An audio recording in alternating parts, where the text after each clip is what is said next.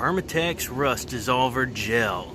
Non-dripping formulation, dissolves rust in metals and alloys, rinses off with water. Part number 81756.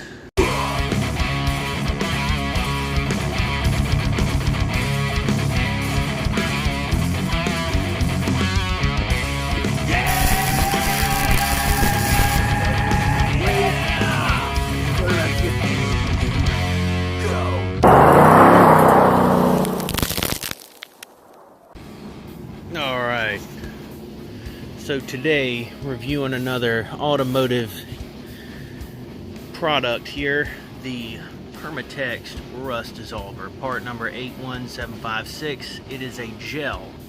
Alright, now I've got two spots here. This spot here, and a wire wheeled on the top of this hood. We had some cracking and bubbling coming through the paint. Not my paint job here. This is a previous job, but anyways, there was rust coming through the surface, and same with here.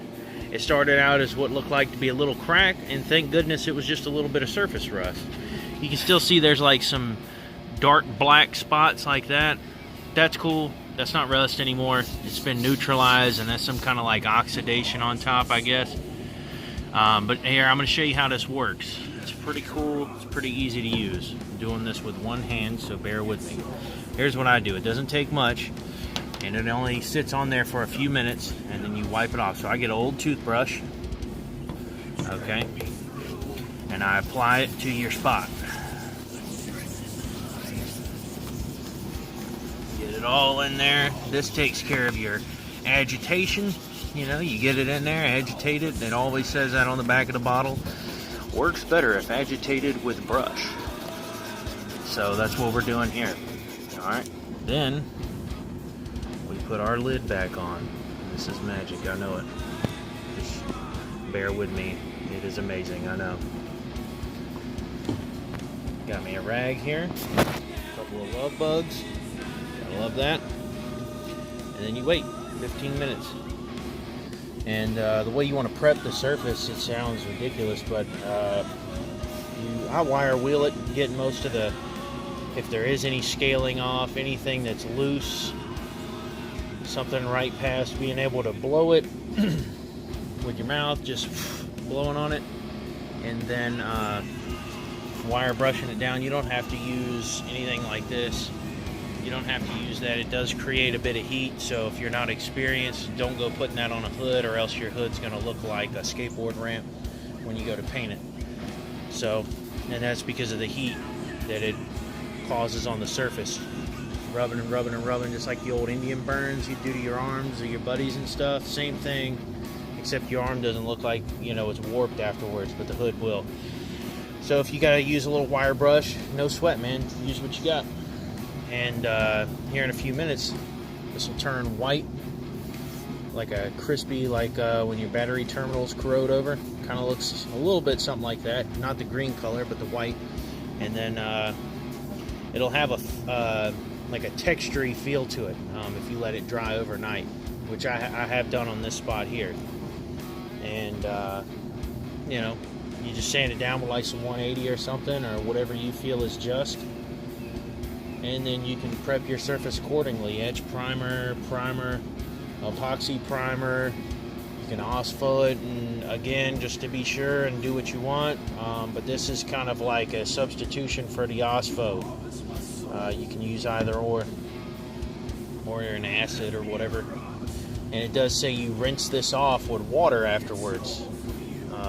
Rinses off with water. It says it right there.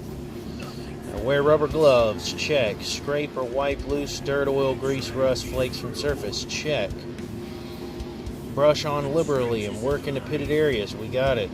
Leave on for 5 to 10 minutes, wipe off painted surfaces immediately. Well, we're repainting the whole hood, so that doesn't matter.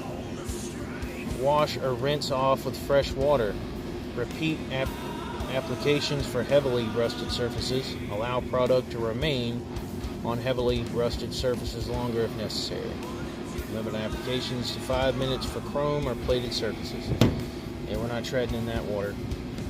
Anyways, there There it is. I'll give you an overview of this hood. This is one of the coolest hoods on the planet. Look at that thing. That is just sweet. I'll give you an update on the project here. We are working on a 72 Buick GS, which was built on the Skylark platform. And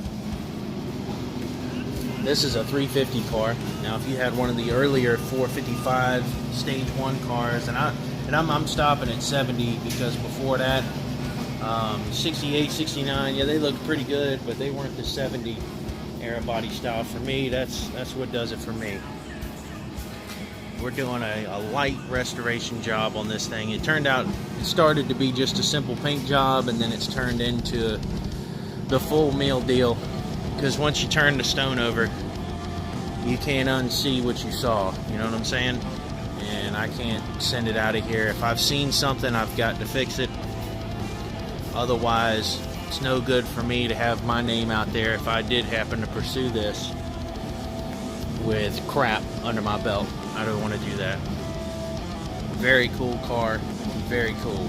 Very cool. It's going to be Stratomist blue. Here's the deck lid here. Put it in primer. Got us a little leaf. No, I'm not painting it outside. Just going to put the primer on here. And then paint it in a real booth. And in a few minutes we'll get back to this. Alright, our 5 to 10 minutes to 15 minutes has passed. We'll wipe this stuff off. And then we'll get some soapy water real quick, or just regular water, no soap. It just says regular water, so let's check it out. Alright, got some fresh water here.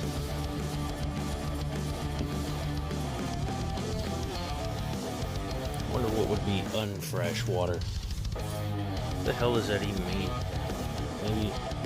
Maybe there's some science behind that. If you let water set out for a while, it's different.